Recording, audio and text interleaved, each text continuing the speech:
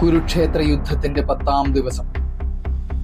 അതുവരെ കണ്ടതിനേക്കാൾ ഭയാനകമായ ഒരു അന്തരീക്ഷം. ഇരുവശങ്ങളിലുമായി പാണ്ഡവരും കൗരവരും അണിനിരന്നിരിക്കുന്നു. എന്നാൽ എല്ലാവരുടെയും കണ്ണുകൾ ഒരാളിലായിരുന്നു, ഭീഷ്മ പിതാമഹൻ. മരണമില്ലാത്തവൻ എന്ന് വിശ്വസിക്കപ്പെട്ട ആ വന്ധ്യവയോധികന്റെ പതനം എങ്ങനെയായിരുന്നു എന്ന് നിങ്ങൾക്കറിയട്ടെ. വീഡിയോ പൂർണ്ണമായിട്ടും കാണുക. നിങ്ങളുടെ അഭിപ്രായങ്ങളൊക്കെ ആത്മാർത്ഥമായിട്ട് കമന്റിൽ കുറിക്കുക. പോകാം വീഡിയോയിലേക്ക്. 9 ദിവസമായി ഭീഷ്മർ പാണ്ഡവസേനയെ അക്ഷരാർത്ഥത്തിൽ തന്നെ തകർക്കുകയായിരുന്നു. ഭീഷ്മർ ജീവിച്ചിരിക്കുമ്പോൾ വിജയം അസാധ്യമാണെന്ന് ശ്രീകൃഷ്ണൻ പാണ്ഡവരെ ഓർമ്മിപ്പിച്ചു. ഒടുവിൽ പാണ്ഡവർ തന്നെ ഭീഷ്മരെ കണ്ട് ഉപദേശം തേടി. തന്റെ മരണത്തിന്റെ രഹസ്യം ഭീഷ്മർ തന്നെ പാണ്ഡവരോട് വെളിപ്പെടുത്തി നൽകുന്നു. അദ്ദേഹം ശിഖണ്ഡിയോട് യുദ്ധം ചെയ്യില്ല എന്നും അതുകൊണ്ട് അർജുനൻ ശിഖണ്ഡിയെ മുന്നിൽ നിർത്തി അമ്പെയ്ത് അദ്ദേഹത്തെ വീഴ്ത്തിക്കോളൂ എന്നും പാണ്ഡവരോട് അദ്ദേഹം ഉപദേശിക്കുന്നു. യുദ്ധത്തിന്റെ 10-ാം നാൾ ശിഖണ്ഡിയെ മുന്നിൽ നിർത്തി വളരെ ഉത്സാഹത്തോടെ പാണ്ഡവപ്പട അടർക്കളത്തിലേക്ക് നീങ്ങി. മഹാരഥന്മാരടങ്ങിയ പാണ്ഡവസേന 4 പാടുനിന്നും ഭീഷ്മരെ വളഞ്ഞു. ശിഖണ്ഡിയെ മറയാക്കി നിന്ന് ഭീഷ്മരോടടുത്ത് അർജുനൻ അതിനിശിതങ്ങളായ അമ്പുകൾ പിതാമഹന്റെ നേരെ അയച്ചു.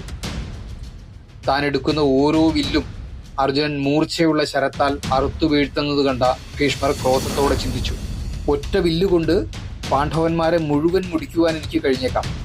പക്ഷേ പാണ്ഡവർ ആരാലും വധിക്കാൻ കഴിയാത്തവരായതുകൊണ്ടും ശിഖണ്ഡിക്ക് സ്ത്രീത്വമുള്ളതുകൊണ്ടും ഞാൻ പാണ്ഡവരെ കൊല്ലുന്നില്ല. സത്യവതിയെ വേലി കഴിച്ച അന്ന് എൻ്റെ അച്ഛൻ എനിക്ക് സ്വച്ഛന്ത മരണവും പോരിൽ അവധ്യത്വവും നൽകിയിട്ടുണ്ട്. എന്നാൽ എനിക്കിപ്പോൾ മൃത്യുകാലം അടുത്തിരിക്കുന്നു. ഇപ്രകാരം ഓജസ്വിയായ ഭീഷ്മർ ഉറച്ചു എന്നറിഞ്ഞപ്പോൾ ശിഖണ്ഡിയുടെ പിന്നിൽ നിന്ന് അർജുനൻ അമ്പുകൾ വർഷിച്ചു. ഭീഷ്മരുടെ ശരീരത്തിൽ ഒരു ഇഞ്ച് പോലും ഇടമില്ലാത്ത വിധം അമ്പുകൾ തറച്ചു കയറി. സൂര്യൻ അസ്തമിക്കാൻ കുറച്ചുകൂടി സമയമുള്ള ആ സമയത്ത് സകലരും നോക്കി നിൽക്കെ ഭീഷ്മ പിതാമഹൻ വീണു. അത്ഭുതമെന്ന് പറയട്ടെ, അദ്ദേഹം ഭൂമിയിലേക്ക് വീണപ്പോൾ അദ്ദേഹത്തിന്റെ ശരീരം തറയിൽ തൊട്ടില്ല.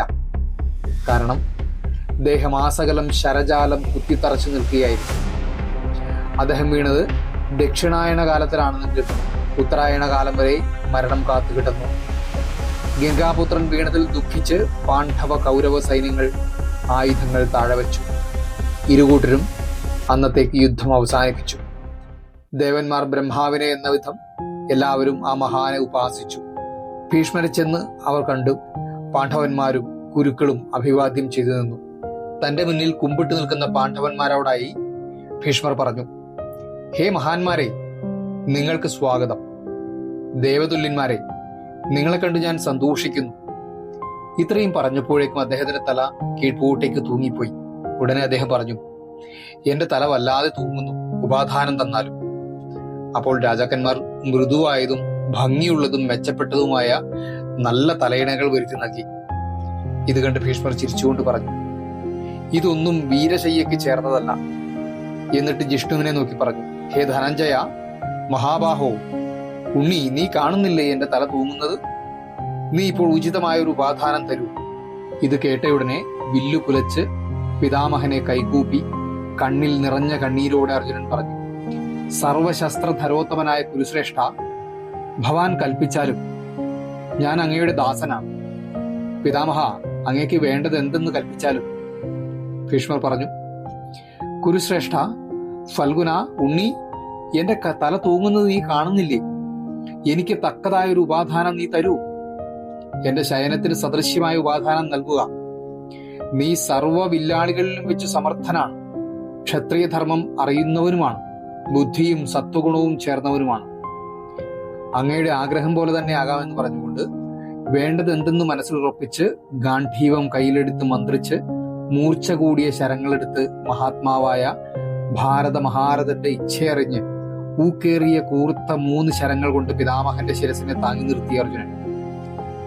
തന്റെ ഇച്ഛയറിഞ്ഞ് പ്രവർത്തിച്ച അർജുനനോട് ഭീഷ്മർ ഇപ്രകാരം പറഞ്ഞു, ഹേ പാണ്ഡവ, ശയനത്തിന് സദൃശ്യമായ ഉപാധാനം നീ നൽകി. വേറെ ഒന്നാണ് നീ നൽകിയിരുന്നതെങ്കിൽ ഞാൻ നിന്നെ ക്രോധിച്ചു ശപിച്ചേനെ. ക്ഷത്രിയൻ ഇപ്രകാരം പോർക്കളത്തിൽ ശരതൽപ്പത്തിൽ തന്നെ കിടക്കണം.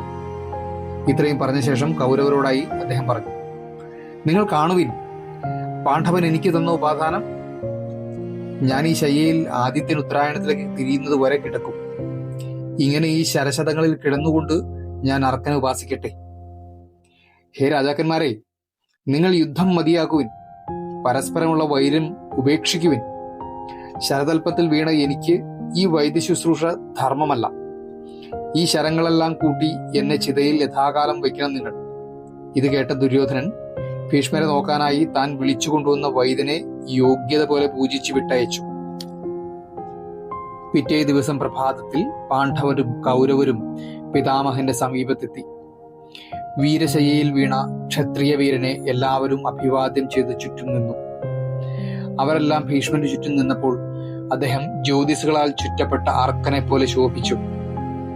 താൻ അനുഭവിക്കുന്ന വേദന ധൈര്യം കൊണ്ടടക്കിക്കൊണ്ട് അദ്ദേഹം ചുറ്റും നിന്നവരെ നോക്കി വെള്ളം വേണമെന്ന് ആവശ്യപ്പെട്ടു. ഉടനെ തന്നെ ക്ഷത്രിയന്മാർ വളരെ വിശേഷപ്പെട്ട ഭോജ്യങ്ങളും തണുത്ത ജലപാനീയങ്ങളും കൊണ്ടുവന്നു. രാജാക്കന്മാർ കൊണ്ടുവന്ന പാനീയം കണ്ട് ഭീഷ്മൻ പറഞ്ഞു, കഴിഞ്ഞ കാലങ്ങളിലെ മധ്യഭോഗങ്ങളൊന്നും എനിക്ക് വേണ്ട. ഈ ശരതൽപ്പത്തിൽ കിടക്കുന്ന ഞാൻ മനുഷ്യവർഗത്തെ വിട്ടവനാണ്. ശശിസൂര്യന്മാരുടെ അയനം കാത്ത് ഈ ഭൂമിയിൽ തങ്ങി നിൽക്കുന്നവനാണ് ഞാൻ. എവിടെ അർജുനൻ? അഭിവാദ്യം ചെയ്തു മാറി നിൽക്കുന്ന പാർത്ഥനെ നോക്കി ഭീഷ്മർ നന്ദിയോടെ പറഞ്ഞു, അർജുന, നിന്റെ ശരങ്ങളേറ്റ് എന്റെ ദേഹം ചുട്ടുനീറുന്നു. മർമ്മങ്ങൾ തോറും വേദനിക്കുന്നു. മുഖം വരളുന്നു. എനിക്കല്പം വെള്ളം തരൂ. എനിക്ക് വേണ്ട വിധം വെള്ളം തരുവാൻ നിനക്ക് കഴിയും. ആകാം, ഞാൻ തരാം പിതാമഹ എന്ന് പറഞ്ഞ് വീര്യവാനായ അർജുനൻ തേരിൽ കയറി. ഗാന്ധീവം കുലച്ച് ബലമായി വില്ലിട്ടുലച്ചു. ഇടിവെട്ടും മാതിരിയുള്ള ആ ചെറു ഞാണുലി കേട്ട് സർവഭൂതങ്ങളും ഭൂപാലന്മാരും നടുങ്ങി. തേരുകൊണ്ട് ആ മഹാരഥൻ സർവശസ്ത്രജ്ഞനായ ഭരതമുഖ്യനെ പ്രദക്ഷിണം ചെയ്തു. ജ്വലിക്കുന്ന ഒരമ്പെടുത്ത് തൊടുത്ത് പർജന്യാസ്ത്രത്തോട് ചേർത്ത് എല്ലാവരും കണ്ടു നിൽക്കെ ഭീഷ്മ പിതാമഹന്റെ വലതുഭാഗത്ത് ഭൂമി അർജുനൻ പിളർന്നു. അപ്പോൾ തെളിഞ്ഞ ശുഭമായ ജലധാര ഉയർന്നു. അമൃത സദൃശ്യമായ ദിവ്യഗന്ധത്തോടുകൂടി ഉയർന്ന ആ ജലധാരയാൽ പാർത്ഥൻ കുരുപ്രവീരനെ തന്റെ മഹത്തായ ക്രിയയാൽ തൃപ്തനാക്കി. ദാഹം ശമിച്ച പിതാമഹൻ ദുര്യോധനനെ അരികിൽ വിളിച്ച് അർജുനനുമായി സന്ധി ചെയ്യുവാനും യുദ്ധം അവസാനിപ്പിക്കാനും ആവശ്യപ്പെട്ടു. എല്ലാവർക്കും വേണ്ട മാർഗനിർദ്ദേശങ്ങൾ വേണ്ടവിധം നൽകിക്കൊണ്ടാണ് ആ ധർമ്മജ്ഞൻ വീരമൃത്യു വരിച്ചത്. മഹാഭാരതത്തിലെ ഏറ്റവും തീക്ഷ്ണവും ദാർശനികവുമായ നിമിഷങ്ങളിലൊന്നാണ് ഭീഷ്മ പിതാമഹന്റെ അന്ത്യം. അമ്പുകളേറ്റുകിടക്കുന്ന ആ കിടപ്പിൽ കേവലം വേദന മാത്രമല്ല, വലിയൊരു ത്യാഗത്തിന്റെയും ധർമ്മബോധത്തിന്റെയും സന്ദേശവുമുണ്ട്. ഭീഷ്മർ അജയ്യനായിരുന്നുവെങ്കിലും അധർമ്മത്തിന്റെ പക്ഷത്ത് നിൽക്കേണ്ടി വന്നതിന്റെ ശിക്ഷ അദ്ദേഹം സസന്തോഷം സ്വീകരിച്ചു. ശരീരത്തിൽ തറച്ച ഓരോ അമ്പും അധർമ്മത്തിന് കൂട്ടുനിന്നതിനുള്ള പ്രായശ്ചിത്തമായാണ് അദ്ദേഹം കണ്ടത്. തന്റെ തെറ്റുകൾക്ക് സ്വയം ശിക്ഷ ഏറ്റുവാങ്ങാനുള്ള മനോധൈര്യം കാണിക്കുന്ന ത്യാഗിയെ അദ്ദേഹത്തിൽ നമുക്ക് കാണാൻ സാധിക്കുന്നു. താൻ ചെയ്ത ഭീഷ്മ പ്രതിജ്ഞ പാലിക്കാൻ വേണ്ടി സ്വന്തം ജീവിതം മുഴുവൻ അദ്ദേഹം ഹോമിച്ചു. സിംഹാസനത്തോടോ അധികാരത്തോടോ മോഹമില്ലാതെ രാജ്യത്തിന്റെ സുരക്ഷയ്ക്ക് വേണ്ടി മാത്രം ജീവിച്ചൊരു നിഷ്കാമകർമ്മിയുടെ അവസാനമാണ് നാം ഈ വീഡിയോയിലൂടെ കണ്ടത്. സത്യം വദ ധർമ്മം ചര, ലോകാ സമസ്ത സുഖിനോ ഭവന്തു. ഭീഷ്മ പിതാമഹന്റെ പതനം വിവരിച്ച ഈ വീഡിയോ എല്ലാവർക്കും ഇഷ്ടപ്പെട്ടു എന്ന് തന്നെ കരുതുകയാണ്. നിങ്ങളുടെ ആത്മാർത്ഥമായിട്ടുള്ള അഭിപ്രായങ്ങളൊക്കെ തീർച്ചയായിട്ടും കമന്റ് ചെയ്യാൻ മറക്കില്ല എന്ന് കരുതുന്നു.